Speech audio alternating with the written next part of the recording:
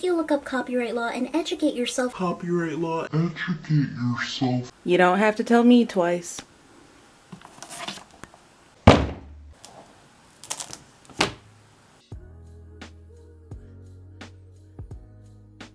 Lillee Jean Truman is an online personality best known for allegedly faking a 1 million person following on Instagram. But recently she's been working alongside her mother Lord Truman to file copyright takedown requests on YouTube videos speaking about her. She's also been filing claims on Twitter accounts posting her image or sharing any content featuring her face.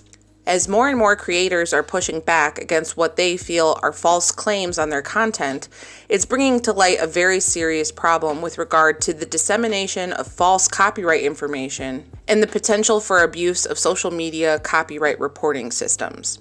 Before continuing, I want to clarify that I am not a law expert by any means. I'm merely someone who took the time to read through a lot of publicly available information from the U.S. Copyright Office, the U.S. Patent and Trademark Office, along with some other sources, all of which will be listed on screen and in the description box below. Now let's go over a few copyright basics. In this video, I will be focusing specifically on U.S. copyright law, as Lillee Jean is based in the United States. But it's important to note that social media platforms protect the rights of creators from all countries under simplified terms based on international treaties and conventions. Copyright is intended to protect original works of authorship that are fixed in tangible form, such as writing, a photograph, a recording, or other possibilities. Copyright also gives exclusive rights to the copyright owner to control how their work is reproduced, distributed, performed, or displayed. Copyright applies automatically as soon as work is put into a tangible form. The basis for all modern U.S. copyright law is the Copyright Act of 1976, which was signed by President Gerald Ford. This was the first time the doctrine of fair use became part of statutory law in the United States. Fair use is a topic we will discuss later in this video. Lillee Jean regularly uses terms like copyright and trademark almost interchangeably. However, copyright, trademark, and patents cover different things. Copyright protects original works of authorship that are fixed in a tangible medium. Trademark protects words, phrases, symbols, etc. that identify the source of goods and services, which in effect covers branding. Patent protects inventions or discoveries. The Digital Millennium Copyright Act, DMCA, is a 1998 U.S. copyright law that focused on extending the reach of copyright and increasing the penalty for infringement, specifically on the internet. With these basics in mind, let's jump into a few particular claims Lillee Jean made about copyright and fair use in her February Q&A 2021 YouTube video. You use my face, I own my face. You use a photo with my trademark, I own that. Lillee Jean cannot copyright or trademark her physical face, as that was not her creation. Copyright would only cover works of authorship such as any photos or videos in which her face is present. When Lillee Jean says her photo has her trademark on it, I believe she's referring to a watermark, which would be her name superimposed over a photo. This is a way of making it more difficult for people to claim your content as their own. But it's not the same as a trademark. A trademark must be registered with the U.S. Patent and Trademark Office, or USPTO. I actually did some searches on the USPTO website and was unable to find any registered trademarks that had anything to do with Lillee Jean or Lillee Jean Beauty, which is her business. So while she is the copyright owner of any photo with her face on it, she does not, to my knowledge, have any registered trademarks, so her use of that term is incorrect. YouTube rules state creators should only upload videos they are authorized to use. And all of my videos say at the bottom, you can if you contact me and I give you permission. YouTube rules and policies do indeed say that users should only upload content which they are authorized to use.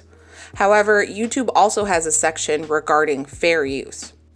Fair use is an exception to copyright protections, and in that part of the YouTube rules, it states, quote, "In the U.S., works of commentary, criticism, research, teaching, or news reporting might be considered fair use, but it can depend on the situation."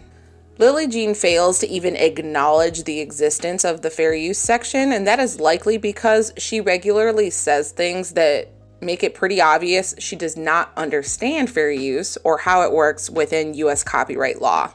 Now I want to dive into the heart of what fair use actually means before showing two more examples of how Lillee Jean repeatedly gets it so wrong.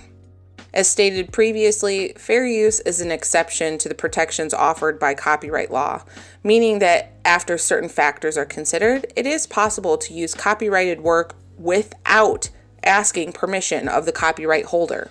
Individual creators don't get to decide that their use is fair.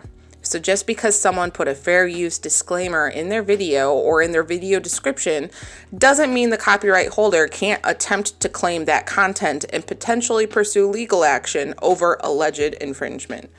According to the U.S. Copyright Office, there are 4 factors that must be considered when courts are determining if something falls under fair use. 1. Purpose and character of the use, including whether the use is of a commercial nature or is for non-profit educational purposes. It is more likely that use of a work will be found to be fair if it is non-profit, educational, and non-commercial. Courts will also consider if the work is transformative or if it offers something new that the original work did not. 2. Nature of the copyrighted work. If the work being used is highly creative, such as a novel, a movie, song, claims of fair use may be less likely to be supported. If the work is factual, such as news-related works or articles, it is more likely to be found to be fair use. 3. Amount and substantiability of the portion used in relation to the copyrighted work as a whole. There is no set amount of original work that someone can use that will determine fair use. Courts will consider both the amount of work used and whether or not the portion used is the core of the original work. Small amounts of work that do not hit at the core of the original are more likely to be considered fair use. 4. Effect of the use upon the potential market for or value of the copyrighted work. This consideration looks at whether the work harms the market for the original, which can affect sales, etc. If such harm is found to be possible, the work is less likely to be deemed fair.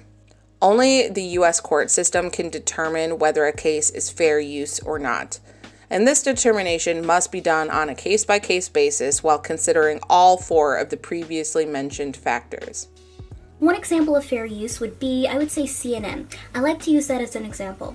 So when the insurrection happened on the Capitol on January 6th, they had to ask people from Twitter, can I use this? Can you sign a form? Can I put this on TV?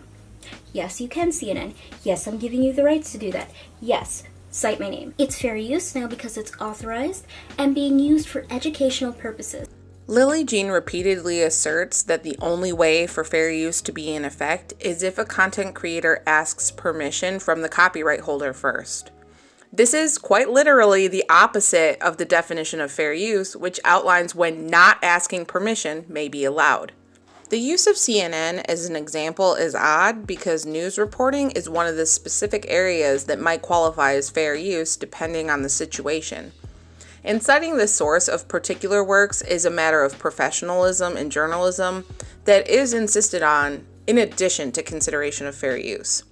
The law applies to CNN reporters the same way it applies to anyone else, and there is no checklist of what must be done in order to automatically qualify one's use as fair. If you look up copyright law and educate yourself nonetheless, fair use only goes so far. You must always ask somebody, can I use your face? Can I use this video? Can I use this because XYZ? I hope I've made it clear that I did educate myself to the best of my ability, and after doing that, I can say with certainty that Lillee Jean is absolutely wrong when she states that you must always ask permission before using someone's content. I think Title 17, 501, and 506 of the United States Code also protects creators when it comes to copyright. The United States Code is the codification of the general and permanent laws of the United States. It's divided by subject matter into 53 titles. Title 17 contains laws regarding copyright. Section 501 of Title 17 covers copyright infringement and defines what would make someone a copyright infringer. Section 506 covers criminal offenses with regard to copyright infringement. What Lillee Jean did not mention is that Section 107 of Title 17 covers fair use as described previously in this video. The copyright and DMCA claims made by Lillee Jean and her mother Lore appear to be used as weapons against anyone who speaks about them. Lillee Jean's lack of understanding of copyright law has not stopped these women from making claims on both YouTube and Twitter content that is potentially covered by fair use. In fact, they've made so many claims that several Twitter accounts have been suspended and multiple YouTube channels have received copyright strikes with their content being removed. And for those who might not be aware, if you receive 3 copyright strikes on your YouTube channel, the channel will be terminated. There are several alarming things to consider here. First of all, it's not legal to make DMCA or copyright claims in bad faith. It's considered perjury if someone is to do so. Second of all, if someone files a DMCA or copyright claim on your content, it's possible to counter this claim. However, in order to do this, you must provide personal information to the person who made the claim, including your full name and address. This information needs to be provided because if they believe there is valid copyright infringement, they need to be able to pursue legal action. Because remember, only courts can officially determine whether or not content is fair use. But that is the disturbing part. Lillee Jean and Laura Truman have been publicly doxing people with personal information provided to them in counterclaims. This information is only meant to help them pursue legal action, and yet these women have been able to offer no proof that such action is being taken. In fact, some content has even been reinstated after they failed to provide this proof. As you can see on screen now in these censored screenshots, Laura Truman has been regularly changing her Twitter name and location to match information she gained about people who countered claims. She has tweeted out the name and location of a creator who she stated was a minor. Luckily, this information was false. In that same screenshot, you can see her username is changed to what she believes is the job title held by someone's mother. Sadly, these are only a few examples of the type of doxing by Lore. She changes her name and location so regularly that it's truly difficult to keep track of. And unfortunately, this means that it's hard to know when one's personal information might be maliciously and publicly posted by her. Lillee Jean employs different tactics when doxing people. But I want to check you out. Let's see. Okay, here we go. DuckTales for life. Okay, so you're about 15. That's an example of Lillee Jean being perfectly okay with doxing someone. And while that information was not gained through a counter copyright claim, Lillee Jean did pin this comment under one of her videos, which shared the last name and general location of a creator whose content she attempted to have removed. In my opinion, what this disturbing display boils down to is that Lillee Jean has no real recourse when it comes to commentary about her online. So she and her mother abuse copyright reporting systems and intimidate those who challenge their claims in order to silence their critics. Lillee Jean cannot pursue legal action against an alleged copyright infringer without first registering her works. And I looked up registered copyrights. I could find none pertaining to Lillee Jean or titles of work she's attempted to get removed. At the end of the day, she has taken no action to prove she wants to protect her rights. She seems to only be interested in intimidation through misinformation and doxing. This behavior is unacceptable. The doctrine of fair use is intended to promote freedom of expression. But when creators like Lillee Jean attempt to falsely remove content and use private information gained through false reporting to intimidate creators, they effectively squash the expression fair use is meant to protect. Thank you so much for joining me today on this journey of self-education. I hope you're all doing well. Please take care and be safe.